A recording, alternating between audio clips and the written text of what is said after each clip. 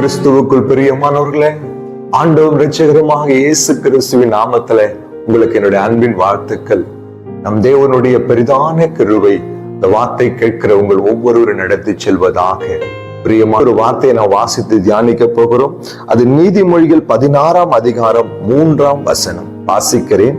உன் செய்கைகளை கர்த்தருக்கு ஒப்புவி, அப்போது உன் யோசனைகள் உறுதிப்படும். ஒரு உன்னதமான ஆலோசனையை இங்கு சாலமோன் ஞானி எழுதி வைத்திருக்கிறார். உன் செய்கைகளை கர்த்தருக்கு ஒப்புவி. தேவ பிள்ளைகளே, ஒவ்வொரு மனிதனுடைய வாழ்க்கையிலும் ஒரு யோசனைகள் இருக்கும்.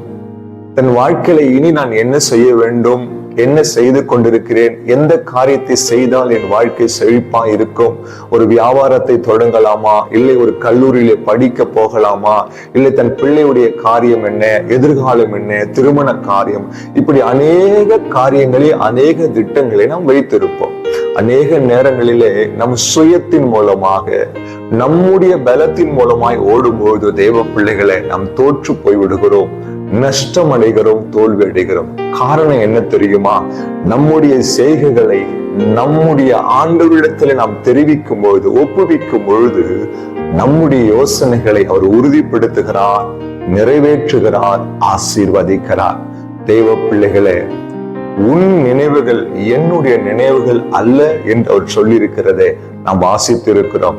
ஒருவேளை இந்த வார்த்தை கேட்டுக்கொண்டு நீங்களும் கூட ஒரு வீடு கட்டலாம், ஒரு இடம் வாங்கலாம், இல்லை என்றால் என் பிள்ளை எந்த கல்லூரியில சேர்க்கலாம், இல்லை என்றால் என்னுடைய எதிர்காலத்தை குறித்த என்ன திட்டங்கள், இப்படி அநேக யோசனைகளை வைத்திருக்கலாம்.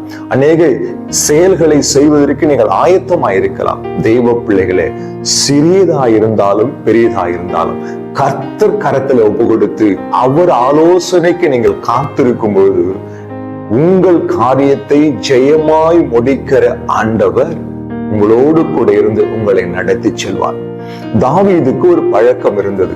அவன் எந்த காரியத்தை செய்வதா இருந்தாலும் தேவ சமூகத்திலே காத்திருந்து விசாரிக்கிற ஒரு மனிதனாய் காணப்பட்டான். ஒரு யுத்தத்துக்கு செல்வதா இருந்தாலும் சரி, வேறு எந்த காரியத்தை செய்வதா இருந்தாலும் சரி, தேவ சமூகத்திலே காத்திருந்து விசாரித்து அந்த காரியத்தை தேவ அனுமதியோடு செய்கிறவனாயிருந்தான்.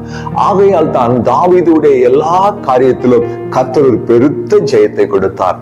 நீங்களும் நானும் என்ன செய்து கொண்டிருக்கிறோம்? இந்த வார்த்தை கேட்கிற தேவ பிள்ளைகளே, நம்முடைய செய்கைகளை கர்த்தருக்கு ஒப்புவிக்கும் போது, நம்மை அர்ப்பணிக்கும் போது, நம்முடைய காரியத்தை தன்னுடைய காரியமா எடுத்து ஆண்டவர் செயல்பட ஆரம்பிப்பார். அதில் ஜெயத்தை கொடுப்பார்.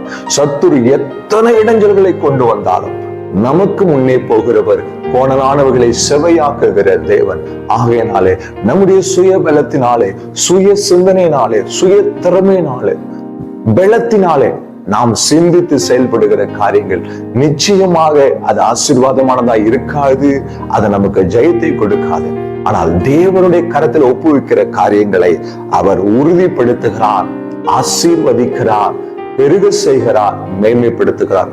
ஒருவேளை அது தேவனுக்கு பிரியமில்லாத காரியமாய் இருந்தால் அவர் நிச்சயமாய் அதை தடை செய்து போடுவார், வேறு வாசல்களை உங்களுக்கு திறந்து கொடுப்பார்.